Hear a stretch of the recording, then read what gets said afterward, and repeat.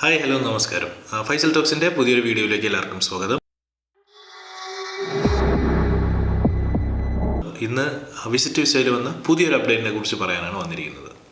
എന്തായിരുന്നാലും ഒരുപാട് സന്തോഷം തരുന്നൊരു സമയമാണിത്. ജാനുവരി 17 2025 UAE സർക്കാർ പുതിയൊരു പദ്ധതിക്ക് തുടക്കം കുറിച്ചിരിക്കുകയാണ്. നമ്മുടെ റിലേറ്റീവ്സിനെയോ ഫ്രണ്ട്സിനെയോ നമുക്ക് തന്നെ സ്പോൺസർ ചെയ്യാൻ പറ്റും, അതായത് വിസിറ്റ് വിസ നമുക്ക് തന്നെ എടുക്കാൻ കഴിയും എന്നുള്ള പുതിയ അപ്ഡേറ്റാണ് വന്നിരിക്കുന്നത്. എന്ന് പറഞ്ഞാൽ വിസിറ്റ് വിസ തന്നെയാണ്. സാധാരണ നമ്മളിപ്പോൾ ട്രാവൽസിൽ പോയി വിസിറ്റ് വിസ എടുക്കുമ്പോൾ അവരുടെ സർവീസ് ചാർജ് അല്ലെങ്കിൽ അത് ഡിപ്പെൻസ് ആയിരിക്കും അവരുടെ വിസ വരുന്നത്. പക്ഷേ കഴിഞ്ഞ കുറച്ച് നാളായിട്ട് വിസിറ്റ് വിസയിൽ ഒരുപാട് പ്രശ്നങ്ങൾ ഉണ്ടായിരുന്നത് കൊണ്ട് ഇപ്പോൾ ഇങ്ങനെ ഒരു അവസരം കിട്ടിയിരിക്കുന്നത് വളരെയധികം ഉപകാരപ്പെട്ടിരിക്കുന്നത് ഫാമിലിയെ കൊണ്ടുവരാൻ ശ്രമിക്കുന്നവർക്കും അതുപോലെ തന്നെ ഏറ്റവും അടുത്ത സുഹൃത്തുക്കളെ കൊണ്ടുവരാൻ കഴിയുന്നവർക്കുമാണ്. അപ്പോൾ അതെങ്ങനെയാണ് അതിൻ്റെ കാര്യങ്ങളെന്ന് നമുക്ക് നോക്കാം.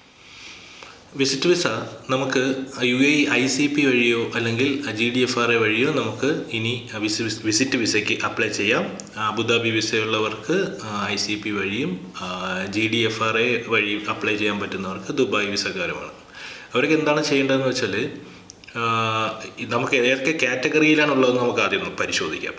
ആദ്യം എന്ന് പറയുന്നത് 2 മാസം, 1 മാസം, 2 മാസം, 3 മാസം എന്നിങ്ങനെ നമുക്ക് വിസിറ്റ് വിസ എടുക്കാനായിട്ട് സാധിക്കും. അത് എല്ലാവർക്കും പറ്റുമെന്ന് പറഞ്ഞാൽ പറ്റില്ല. അത് നമ്മുടെ ഡിഗ്രി സർട്ടിഫിക്കറ്റോട് കൂടി വർക്ക് ചെയ്യാൻ കഴിയുന്ന പ്രൊഫഷൻ ഉള്ളവർക്ക് മാത്രമേ ഇത് സാധിക്കത്തുള്ളൂ. ഡിഗ്രി സർട്ടിഫിക്കറ്റോടുകൂടി വർക്ക് ചെയ്യാൻ പറ്റുന്ന പ്രൊഫഷൻ ഏതൊക്കെയാണ്? അതായത് ചെറിയ ചെറിയ പൊസിഷൻസ് ആയിട്ടുള്ള മെസ്സഞ്ചർ, ടെലികമ്മ്യൂണിക്കേഷൻ അസിസ്റ്റൻറ്റ് എന്നിങ്ങനെയുള്ള ചില പൊസിഷൻസ് ഒഴിച്ച് ബാക്കിയുള്ളതിനൊക്കെ നമുക്കിപ്പോൾ UAEയിൽ ലേബേഴ്സ് ഇതൊക്കെ ഒഴിച്ച് കഴിഞ്ഞാൽ ബാക്കിയുള്ള എല്ലാ പൊസിഷൻസിനും ഇപ്പോൾ ഡിഗ്രി സർട്ടിഫിക്കറ്റ് അത്യാവശ്യമാണ്. അപ്പോൾ അത്തരത്തിലുള്ള പൊസിഷൻസ്, അക്കൗണ്ടൻ്റ് ആയിക്കോട്ടെ അല്ലെങ്കിൽ നേഴ്സസ് ആയിക്കോട്ടെ, ടെക്നീഷ്യൻ ആയിക്കോട്ടെ, അവർക്കൊക്കെ എന്തായിരുന്നാലും ഈ ഒരു പുതിയ അപ്ഡേറ്റ് ഉപകാരപ്രദമാകും. 1 മാസത്തെ ഈ വിസിറ്റ് വിസയ്ക്ക് വരുന്നത് 200 ദിർഹംസും, 2 മാസത്തെ വിസിറ്റ് വിസയ്ക്ക് 300 ദിർഹംസും, 3 മാസത്തെ വിസിറ്റ് വിസയ്ക്ക് 400 ദിർഹംസുമാണ് ഇവിടെ ആപ്ലിക്കേഷനിൽ കൊടുത്തിരിക്കുന്നത്. അതായത് അങ്ങനെ എടുത്തു കഴിഞ്ഞാൽ തന്നെയും 48 മണിക്കൂർ കൊണ്ട് അതായത് 2 ദിവസം കൊണ്ട് നമുക്ക് വിസ അപ്രൂവായി കിട്ടുകയും നമ്മുടെ റിലേറ്റീവ്സിനെ നമുക്ക് കൊണ്ടുവരാൻ സാധിക്കുകയും ചെയ്യും. അത് മാത്രമേ ഉള്ളൂ എന്ന് ചോദിച്ചാൽ അല്ല. കാരണം നമ്മളിപ്പോൾ ട്രാവൽസിൽ പോയി കഴിഞ്ഞാൽ 500 ദിർഹംസിന് 500 550 ദിർഹംസിന് എല്ലാം കഴിയും. പക്ഷേ അതല്ല ഇവിടെ നടക്കാൻ പോകുന്നത്. ഇവിടെ ഒരു സെക്യൂരിറ്റി ഡെപ്പോസിറ്റ് 1000 ദിർഹംസ് ഉണ്ട്. ഈ ഒരു 1000 ദിർഹംസ് സെക്യൂരിറ്റി ഡെപ്പോസിറ്റാണ്. അത് തിരിച്ചു പോകുമ്പോൾ നിങ്ങൾക്ക് കിട്ടുകയും ചെയ്യും. അത് എങ്ങനെയാണെന്നുള്ളത് പറഞ്ഞുതരാം. ആദ്യം ഫീസ് സ്ട്രക്ചറിനെ കുറിച്ച് പറയാം. അതായത് 400 ദിർഹംസാണ് 2 മാസത്തെ വിസിറ്റ് വിസ എന്ന് 3 മാസത്തെ വിസിറ്റ് വിസ എന്ന് പറഞ്ഞാൽ അതിനൊരു 5% ടാക്സ് ഉണ്ടായിരിക്കും. അല്ല, അവിടെ 420 ദിർഹംസ് ആവും. പിന്നെ അതുപോലെ തന്നെ ഇവർക്ക് മെഡിക്കൽ ഇൻഷുറൻസും ആവശ്യമായിട്ട് വരും. മെഡിക്കൽ ഇൻഷുറൻസിന് 40 ദിർഹംസാണ് കാണിക്കുന്നത്. അങ്ങനെ ഇപ്പോൾ സാധാരണഗതിയിൽ 3 മാസത്തെ വിസിറ്റ് വിസ എടുക്കുന്ന ഒരാൾക്ക് ഒരു 450 ദിർഹംസ് ചിലവ് വരും. അതുപോലെ തന്നെ 1075 ദിർഹംസ് ഇവരെന്ത് ചെയ്യേണ്ടി വരും? ഇവർ മാക്സിമം ഒരു 1000 പ്ലസ് അതിൻ്റെ സർവീസ് ചാർജായിട്ട് ഒരു 1075 ദിർഹംസോളം ഇവർ സെക്യൂരിറ്റി ഡെപ്പോസിറ്റായിട്ട് അടയ്ക്കേണ്ടി വരും. തിരിച്ച് പോകുന്ന സമയത്ത് ആ സർവീസ് ചാർജ് കഴിഞ്ഞിട്ട് 975 തിരിച്ച് കിട്ടും. ഇതാണ് ഇപ്പോൾ കിട്ടിയിരിക്കുന്ന ഒരു അപ്ഡേറ്റ്.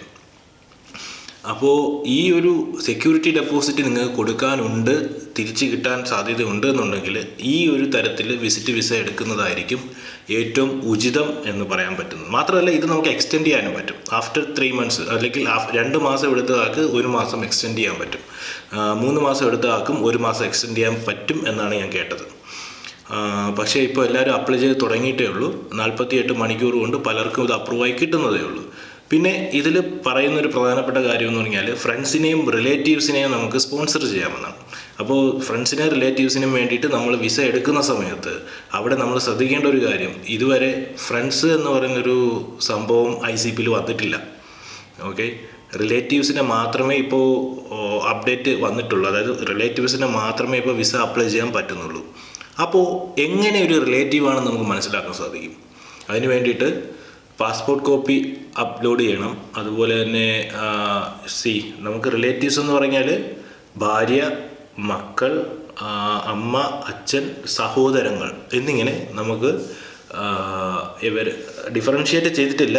ഇവരെ മാത്രമേ നമുക്ക് സ്പോൺസർ ചെയ്യാൻ പറ്റൂ. കാരണം നമ്മളെ അഡ്രസ് പ്രൂഫും നമ്മളെ ബർത്ത് സർട്ടിഫിക്കറ്റും ഇതൊക്കെ നമ്മൾ അപ്ലോഡ് ചെയ്യുന്ന സമയത്ത് മാച്ചായി വരുന്നത് ഇത്തരത്തിലുള്ള റിലേറ്റീവ്സിന് മാത്രമേ ഉള്ളൂ. അല്ലാതെ ബാക്കി ആർക്കും ഇത് മാച്ചായി വരില്ല.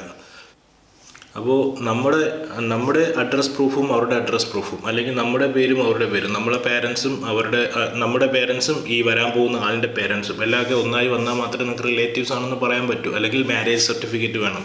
ഭാര്യയാണെന്നും കുട്ടികളാണെന്നും ബർത്ത് സർട്ടിഫിക്കറ്റ് ഉണ്ടെങ്കിൽ കുട്ടികളാണെന്നും മനസ്സിലാക്കാനുള്ള മാരേജ് സർട്ടിഫിക്കറ്റോ ബർത്ത് സർട്ടിഫിക്കറ്റോ നമ്മൾ അപ്ലോഡ് ചെയ്യേണ്ടി വരും. പിന്നെ വേറൊരു പ്രധാനപ്പെട്ട കാര്യം ശ്രദ്ധിക്കേണ്ടതെന്ന് വെച്ചാൽ, ഈ അപ്ലൈ ചെയ്യാൻ പോകുന്ന ആരാണോ വിസ എടുക്കാൻ പോകുന്നവർ, അവർക്ക് മിനിമം 6 മാസത്തെ പാസ്പോർട്ടിൻ്റെ വാലിഡിറ്റി ഉണ്ടായിരിക്കണം.